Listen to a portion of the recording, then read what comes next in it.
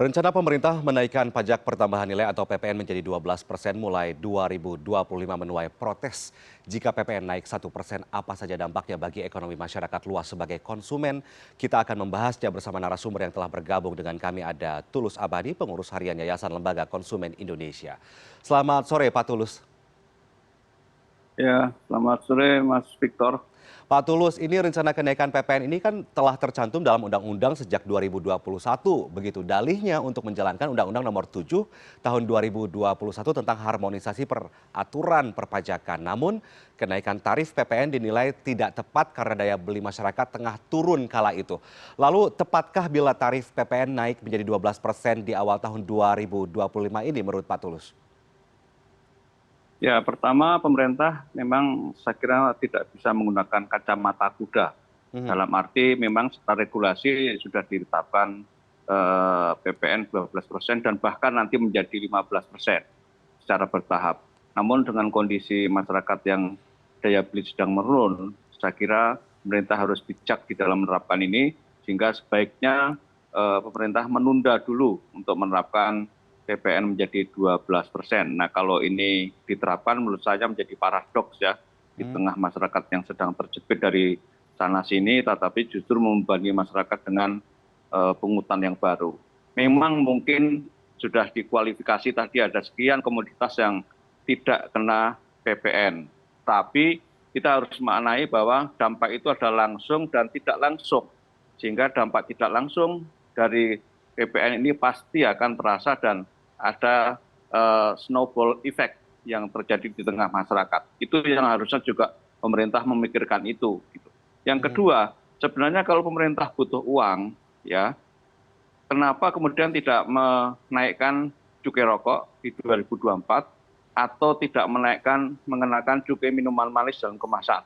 Ini kan sudah dimandatkan juga di regulasi. Kenapa ini ditunda? Padahal sama-sama mandat regulasi dan bisa bermanfaat ganda bagi masyarakat dan pemerintah, tapi kenapa yang disasar justru PPN saja? Ini yang saya kira menurut saya agar fair, maka pemerintah memang kalau butuh pulus, butuh uang ya tadi bisa dengan migrasi terhadap kenaikan cukai rokok atau pengenaan cukai minuman manis dalam kemasan yang sudah digadang-gadang oleh pemerintah dan menjadi mandat di dalam undang-undang cukai. Nah, ini yang menurut saya padlock yang kedua terhadap PPN 12%.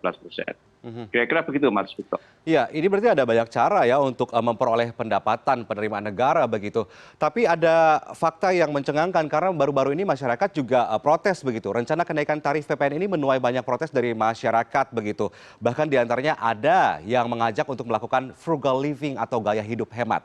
Contohnya menahan konsumsi barang tahun depan, yang mau beli ponsel ditahan dulu, yang mau beli kendaraan ditahan dulu, manfaatkan semua subsidi yang diberikan pemerintah. Bagaimana Anda membaca situasi ini dari sisi konsumen tentang kenaikan PPN 12% yang akan menghimpit ekonomi apalagi kalangan masyarakat menengah ke bawah begitu, Pak? Ya, betul sekali dengan adanya PPN 12%, itu kan artinya nanti harga-harga kebutuhan yang sudah ditetapkan itu akan naik dan menimbulkan efek bola salju. Sehingga masyarakat kelas menengah sekalipun itu akan mengerem transaksi-transaksi yang tidak diperlukan karena ada kenaikan harga menjadi PPN 12% itu termasuk perjalanan dengan pesawat ya dan lain sebagainya itu akan mengalami kenaikan. Nah, oleh karena itu ini yang kemudian ketika kelas menengah yang notabene punya uang mengurangi transaksinya, itu nanti efeknya kepada kelas menengah bawah juga, efek bola saljunya itu. Sehingga pemerintah memang harus menghitung dengan sangat kreatif agar jangan hanya berpikir dengan kacamata kuda bahwa ini sudah mandat regulasi, sudah ada kualifikasi ABCD yang tidak dikenakan, tapi kurang menghitung efek bola salju dari PPN 12% ini. Ya. Kalau misalnya tiket pesawat kena PPN 12%, itu artinya kan menjadi tidak relevan kalau pemerintah ingin mendorong agar tiket pesawat turun. Ya, kemudian nanti masyarakat akan mengurangi perjalanan wisata dan lain sebagainya, sehingga juga akan mengurangi berbagai transaksi-transaksi di bawah seperti tempat wisata, UKM dan lain sebagainya gitu. Karena berkurangnya perjalanan masyarakat dengan pesawat ataupun dengan moda yang lain ataupun transaksi-transaksi lainnya yang terefek terhadap PPN 12%. Ya, ya. Ini masuk di akal ini. Tapi ironisnya nih yang lucunya di tengah isu kenaikan tarif PPN ini, Pak, ada sinyal dari pemerintah yang berencana menggelar tax amnesty jilid 3. Artinya ketimpangan kebijakan pajak sangat terlihat begitu. Masyarakat akan dibebani kenaikan PPN, tapi orang kaya dan pengusaha justru mendapatkan pengampunan pajak. Nah, YLKI kan mewakili konsumen atau masyarakat di Indonesia. Apakah menaikkan tarif PPN ini sudah berlandaskan keadilan bagi konsumen atau masyarakat, Pak Tulus? Ya itu ketidakadilan dan paradok yang terjadi karena pemerintah hanya menggunakan kacamata kuda di dalam menerapkan kebijakan ini, tetapi justru memberikan pengampunan-pengampunan atau insentif kepada pengusaha dan konglomerat gitu. Tetapi justru kepada masyarakat menengah atau menengah bawah sebagai konsumen akhir ya justru dibebani sesuatu yang menguras kantong mereka. Ini yang menjadi paradok atau ketidakadilan di dalam kebijakan ini. Sekali lagi, pemerintah tidak bisa menggunakan kacamata kuda di dalam menerapkan kebijakan ini terhadap PPN 12% kepada masyarakat. Ya, Pak Tulus, ini Ditjen Pajak Kementerian Keuangan sudah angkat bicara ya terkait polemik rencana kenaikan PPN mulai 1 Januari 2025. Disebutkan hasil pajak ini memang diperlukan dan akan dikembalikan kepada masyarakat dalam berbagai bentuk. Ada bentuknya bantuan langsung tunai atau BLT, program Indonesia Pintar, KIP Kuliah, subsidi listrik, subsidi BBM, dan lain sebagainya. Bagaimana Anda menanggapi ini? Apakah pemerintah menilai bahwa kita naikkan pajak atau PPN nanti akan dibuat pembiayaan-pembiayaan untuk bantuan-bantuan kepada masyarakat dan dinikmati oleh masyarakat sendiri begitu? Bagaimana Anda melihat situasi ini? Apakah ini sudah tepat? Ya itu kan sudah menjadi kewajiban negara dan tadi saya katakan untuk mendapatkan income negara atau revenue negara itu kan ada intensifikasi dan ekstensifikasi ya baik itu cukai ataupun juga pajak.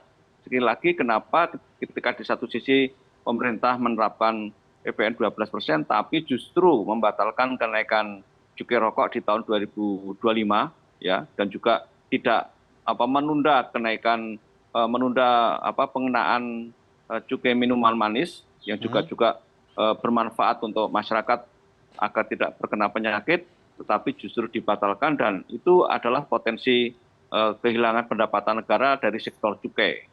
Nah ini yang menurut saya katakan tidak ada konsistensi di dalam pengenaan cukai ataupun juga pajak di tengah masyarakat ini. Ya, ya, ada cara lain untuk menambah penerimaan negara atau pendapatan negara begitu.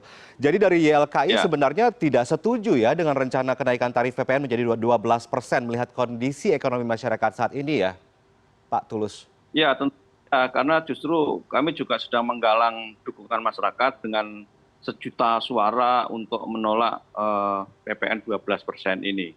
Ya, ketika argumen-argumen tadi yang saya katakan soal kondisi ekonomi, keadilan sosial dan ekonomi dan juga inkonsistensi di dalam menggali pendapatan dari sektor cukai ataupun pajak. Gitu.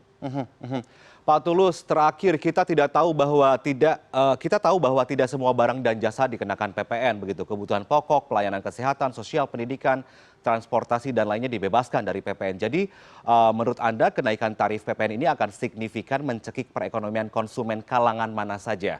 Dan jika nanti PPN tetap naik begitu di awal tahun 2025, apa saja yang bisa dilakukan masyarakat agar besarnya PPN tidak menjadi beban kehidupan begitu?